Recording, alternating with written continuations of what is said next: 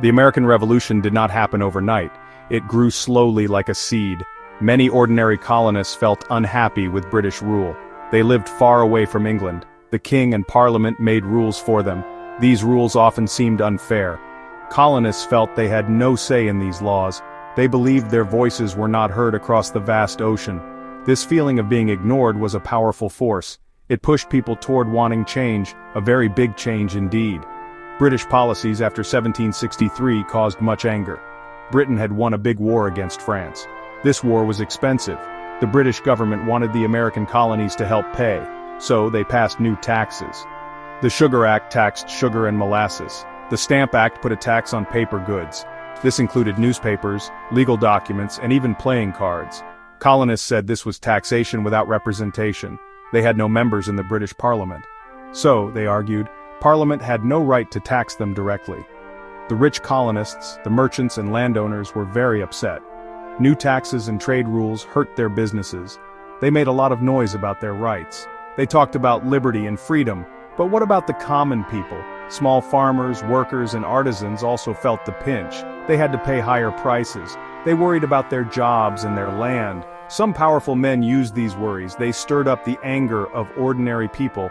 They directed this anger towards British rule, not always towards local inequalities.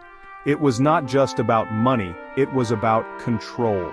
The British government wanted more control over the colonies. They sent more soldiers. They made new rules about where colonists could live. For example, the Proclamation of 1763 tried to stop colonists from moving west onto Native American lands. Some colonists, especially those who wanted more land, hated this. They felt Britain was holding them back. The idea that people had natural rights was spreading. These rights included life, liberty, and property. But who truly had these rights? This was a question that would shape the coming conflict. Anger against British policies soon turned into action. People started to protest in the streets. These were not always peaceful protests. In Boston, a crowd gathered around British soldiers in 1770. People threw snowballs and rocks. The soldiers got nervous. They fired their guns into the crowd. 5 colonists died. This event was called the Boston Massacre. Men like Samuel Adams and Paul Revere used it to stir up more anger. They called the dead martyrs for liberty. This showed how tense things were becoming between colonists and British authorities. Another famous act of defiance was the Boston Tea Party in 1773. Britain passed the Tea Act. This law helped the British East India Company sell tea cheaply in America. It actually made tea cheaper for many colonists. But it hurt local merchants who smuggled tea, and it seemed like another attempt by Britain to control colonial trade. So, a group of men, some dressed as Native Americans, boarded British ships in Boston Harbor. They threw hundreds of chests of tea into the water. This was a bold act of destroying private property to make a political point. These acts of rebellion were often organized. Groups like the Sons of Liberty formed. They included artisans, shopkeepers, and some wealthier patriots. They organized boycotts of British goods. This meant people refused to buy things made in Britain. Women played a big role in these boycotts. They found ways to make their own cloth and tea. These actions hit British merchants in their pockets. The Sons of Liberty also used intimidation. They sometimes harassed tax collectors and officials loyal to the king. Their actions showed that resistance was growing stronger and more organized. The British government reacted harshly to these protests. After the Boston Tea Party, Parliament passed laws called the Coercive Acts. Colonists called them the Intolerable Acts. These laws closed Boston Harbor until the tea was paid for. They gave more power to the British governor in Massachusetts. They allowed British officials accused of crimes to be tried in England. These acts were meant to punish Massachusetts and warn other colonies. Instead, they made other colonies angry too. They saw it as an attack on the liberties of all colonists, pushing them closer to unity against Britain. By 1775, fighting had already started in places like Lexington and Concord. Colonial leaders met in Philadelphia. This was the Second Continental Congress. They had to decide what to do. Some still hoped for peace with Britain. Others believed it was time to break away completely. The idea of independence was radical. It meant creating a new nation. This was a big step, and not everyone agreed. Many wealthy men in Congress were worried about losing their property and status if a full-blown revolution failed. In the summer of 1776, the Congress decided to declare independence. Thomas Jefferson, a slave owner from Virginia, wrote most of the Declaration of Independence. It contained beautiful words. It said all men are created equal. It said they have rights like life, liberty, and the pursuit of happiness. These words inspired many people then and now, but who did all men include? Did it include the hundreds of thousands of enslaved Africans? Did it include Native Americans whose lands colonists wanted? Did it include women who had few legal or political rights? The men who signed the Declaration were mostly wealthy. They were lawyers, merchants, and plantation owners. They had a lot to gain from independence. They could control their own trade. They could expand their lands. They could create a government that protected their interests. For them, liberty often meant freedom from British economic controls. For ordinary people, liberty might have meant something different. It might have meant freedom from debt, or the chance to own land, or an end to rule by a distant elite, whether British or American. The Declaration of Independence was a powerful piece of propaganda. It listed the colonists' complaints against King George III. It aimed to unite the colonists, and to get help from other countries, like France. It was a bold statement. But the reality was complex. About one-third of colonists were patriots, supporting independence. About one-fifth were loyalists, loyal to Britain. Many others tried to stay neutral.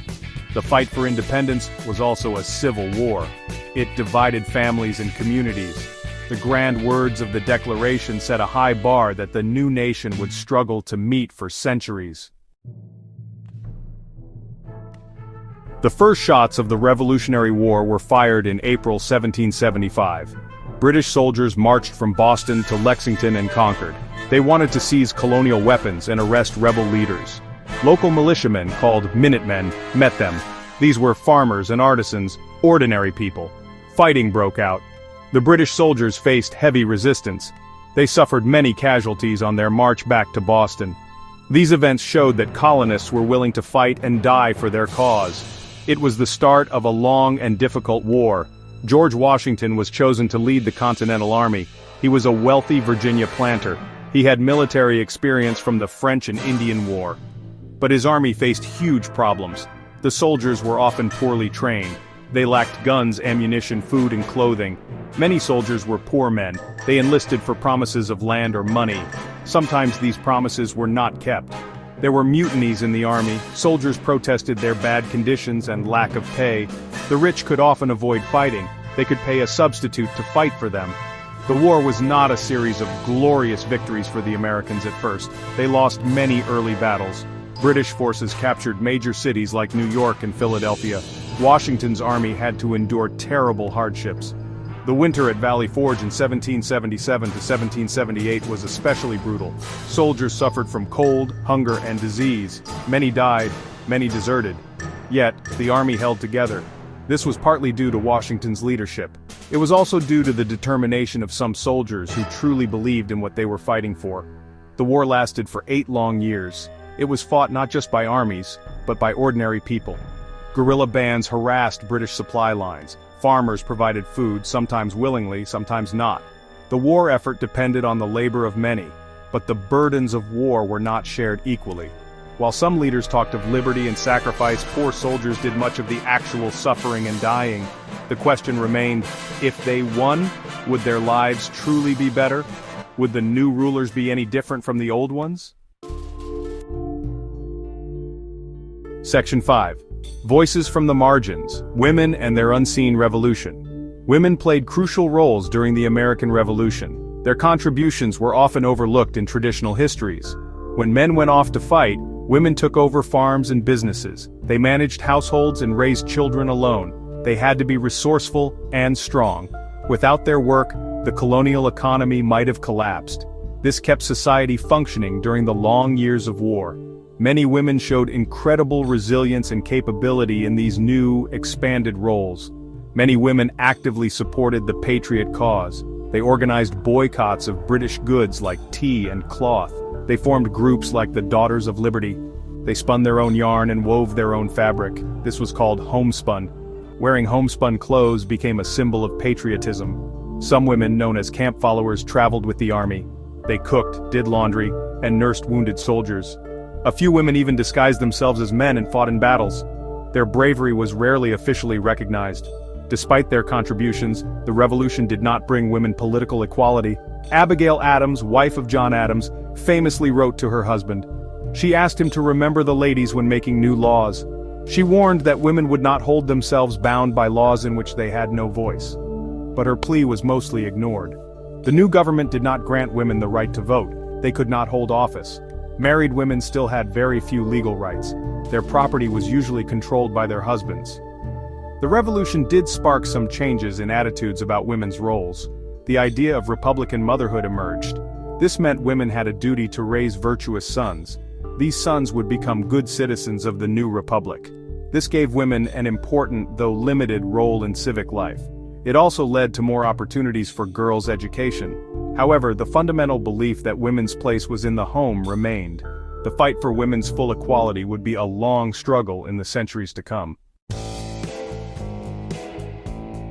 Section 6. The Unfulfilled Promise, African Americans and the Elusive Liberty. The American Revolution was fought with words about freedom and liberty, but for nearly 500,000 enslaved African Americans, these words rang hollow. Slavery was a brutal system. It existed in all 13 colonies. The revolution created a strange contradiction. How could a nation fight for its own freedom while denying freedom to so many within its borders? This question troubled some, but most leaders found ways to ignore it or justify it. The wealth of many powerful colonists, including many founding fathers, came from slave labor. During the war, both the British and the Americans offered freedom to some enslaved men. Lord Dunmore, the British governor of Virginia, promised freedom to slaves who joined the British Army. Thousands of enslaved people risked everything to escape to British lines. They hoped for a better future under the Crown. On the American side, some free black men enlisted in the Continental Army from the beginning. Later, some states allowed enslaved men to fight, sometimes in place of their masters. They too hoped their service would lead to freedom for themselves and their people. The outcome of the war was a bitter disappointment for most African Americans. The American victory did not mean the end of slavery. In the North, some states began a slow process of gradual emancipation, but even there, freedom was often delayed for many years. In the South, slavery became even more entrenched. The new Constitution, written after the war, protected slavery. It counted enslaved people as 3/5 of a person for purposes of representation. This gave Southern states more power in the new government, helping to preserve the institution of slavery. The revolution did inspire some enslaved people to resist. There were petitions for freedom. There were small uprisings. The language of natural rights was used by black writers and activists. They pointed out the hypocrisy of American ideals. Some individual slaves did gain freedom through military service or by escaping. But for the vast majority, the unalienable rights of life, liberty, and the pursuit of happiness remained a distant dream. The fight against slavery would become one of the central conflicts in American history long after the Revolution ended. Section 7. Native lands, colonial ambitions, indigenous peoples in the crossfire. The American Revolution was a disaster for most Native American nations. For centuries, indigenous peoples had lived on the lands that colonists now claimed. They had their own societies, governments, and economies. The revolution was not just a fight between colonists and Britain, it was also a fight for control of Native American lands. Many colonists wanted to expand westward. They saw Native Americans as obstacles to their ambitions. The British government had tried to limit this expansion with the Proclamation of 1763, which angered many land speculators and settlers. When the war began, Native American tribes had to make difficult choices. Most tried to remain neutral at first, but the pressure to choose sides was intense. Many tribes, like the Iroquois Confederacy, were divided. Some Iroquois nations sided with the British. They hoped a British victory would protect their lands from colonial encroachment. Other Iroquois nations sided with the Americans, or tried to stay out of the fighting. The Cherokee and other southern tribes also faced immense pressure. They often sided with the British, who seemed to offer a better chance of preserving their territories. The war on the frontier was brutal. Both sides committed atrocities. Patriot militias attacked Native American villages. They often did not distinguish between friendly and hostile groups. Native American warriors, allied with the British, raided colonial settlements. For Native Americans, it was a desperate fight for survival and to protect their homelands. George Washington himself ordered campaigns to destroy Iroquois villages that had sided with the British. These campaigns led to widespread destruction of homes, crops, and lives, earning Washington the Iroquois name town destroyer. After the American victory, Native Americans who had sided with the British were in a weak position. The British largely abandoned their native allies in the peace treaty. The new United States government felt little obligation to honor old treaties. It pushed for more land cessions from native tribes. The revolution accelerated the process of Native American dispossession. The liberty and independence won by the colonists came at a high cost for the original inhabitants of the land. Their lands were taken, their populations declined, and their way of life was severely threatened. Section 8. The architects of a new nation, whose interests did they serve? The men known as the Founding Fathers created the new American government. Figures like George Washington, Thomas Jefferson, James Madison, and Alexander Hamilton were key. They were mostly wealthy, educated, and powerful men. They had led the revolution. Now they faced the task of building a nation. Their ideas about government were shaped by their experiences and their own interests. They wanted a government that was strong enough to protect property and promote commerce. They also wanted to avoid the kind of tyranny they believed they had fought against. George Washington, the first president, was a symbol of unity. He was a rich Virginia slave owner. He worried about social disorder and popular unrest. He believed in a strong central government to maintain stability. Thomas Jefferson, who wrote the Declaration, also owned hundreds of slaves. He spoke about the rights of common people, but his vision of democracy was limited. He feared too much power in the hands of the propertyless. He favored an agrarian society of small farmers, yet his own wealth was based on plantation agriculture. Alexander Hamilton had a different vision. He wanted America to become a strong industrial and commercial power. He proposed a national bank and policies to support manufacturing. He believed the government should be led by the wealthy and well-educated. James Madison, often called the father of the Constitution, was a brilliant political thinker. He helped design a system of checks and balances. This was meant to prevent any one part of the government from becoming too powerful. But the system also made it difficult for popular movements to bring about rapid change. The Constitution they created in 1787 reflected these interests. It established a republic, not a direct democracy. Only white men with property could initially vote in most states. The Constitution protected slavery.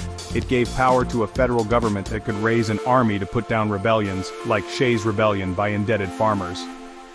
While the founders spoke of "we the people," the government they designed primarily served the interests of the propertied classes. The rights and concerns of women, enslaved people, Native Americans, and poor white men were largely excluded. Section 9. A New Order, Old Problems, the Revolution's Contradictory Legacy. The American Revolution ended British rule. It created a new nation, the United States of America. This was a major achievement. The new government was based on a written constitution. A Bill of Rights was added. This promised certain freedoms like freedom of speech and religion. These were important ideas. They inspired people around the world who were fighting for their own liberation. The revolution showed that a colony could successfully rebel against a powerful empire. This was a powerful message for its time. However, the revolution did not create a society of equals. The rich and powerful still held most of the control. The new system replaced a distant aristocracy with a local one. For many ordinary people, life did not change dramatically. Small farmers still struggled with debt.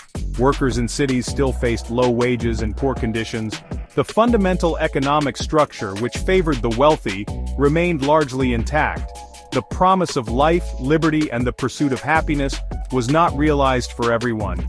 There was still much work to be done. The contradictions of the revolution were clear. The nation was founded on ideals of freedom, yet it continued to enslave hundreds of thousands of people. It spoke of equality, but denied rights to women, Native Americans, and men without property.